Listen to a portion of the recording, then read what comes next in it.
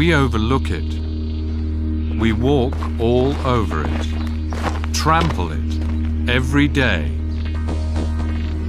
Yet we need it, like the air we breathe. It's about time that we talk about soil, and certainly about time that we start protecting it. There can be no life without it. It feeds us, and we are responsible for it.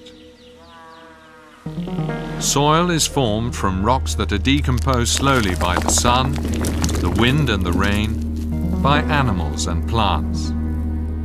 In this way, 10 centimeters of fertile soil are created in 2,000 long years, only 10 centimeters in 2 millennia. Soil that we deplete in only a few years, gone forever. Forests and plants protect the soil. But every year, 13 million hectares of forest are cut down. Fields are cultivated inadequately. Added to that are monocultures and farming on slopes.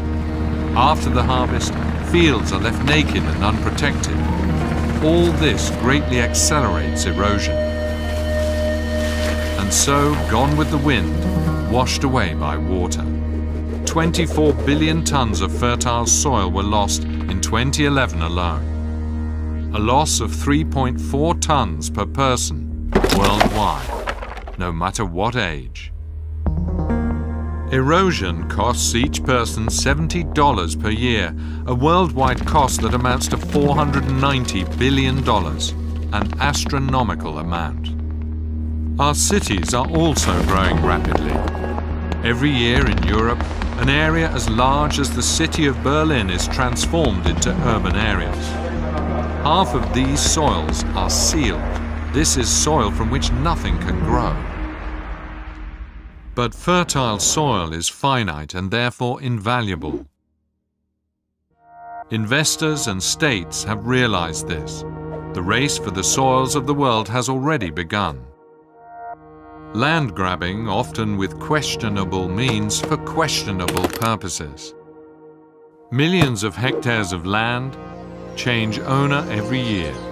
The price? Ruined lives, uprooted families. Usually, these are the poorest of the poor.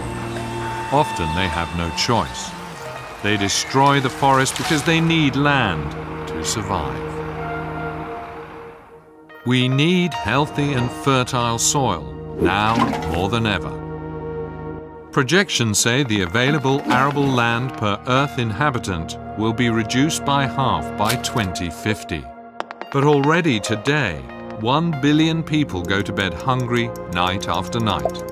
That's 1 billion people too many, and this number will increase every day if we do not distribute soil fairly. If we do not increase yields dramatically on every piece of land, or simply discover a second Earth, but we might not want to rely on that option. Soil and land issues rarely get our attention, or that of our policymakers. We see the full supermarket shelves and believe that things will stay like this forever. We live on credit at the expense of soils, but they are not inexhaustible. We take out money from a bank account into which we never make any deposits. One day this account will be empty, our credit overdrawn, and our soils will be gone.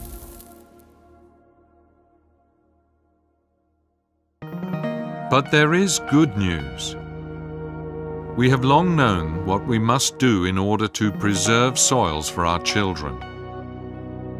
Let's remember, soil is a sensitive living being who wants to be taken care of. It is not a factory. Everyone has a right to soil. This right must be safeguarded by the law. And we cannot afford to bury our livelihood under a layer of asphalt. Now it's up to us. We must open our eyes and find ways to apply our knowledge, so we don't end up losing the ground under our feet.